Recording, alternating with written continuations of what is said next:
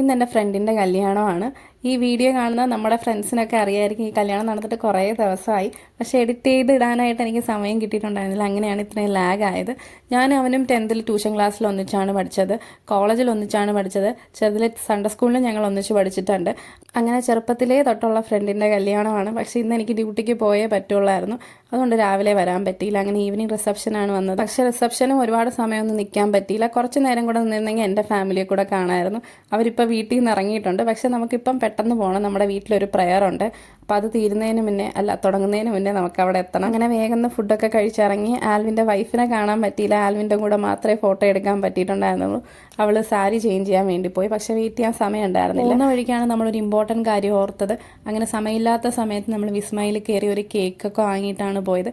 Cake എന്തിനാന്നുള്ളത് അടുത്ത വീഡിയോയിലുണ്ടാവും. അപ്പോൾ ഞാൻ ഉടുത്തേക്കുന്ന സാരി എന്ന് പറയുന്നത് അമ്മയുടെ സാരിയാണ്. അതിന് വേണ്ടിയിട്ട് ഞാൻ എക്സ്ട്രാ ഒരു ബ്ലൗസ് പീസ് മാത്രം എടുത്ത് തയ്ച്ചതാണ്. അതിൻ്റെ ശരിക്കുള്ള ബ്ലൗസ് പീസ് അതല്ല.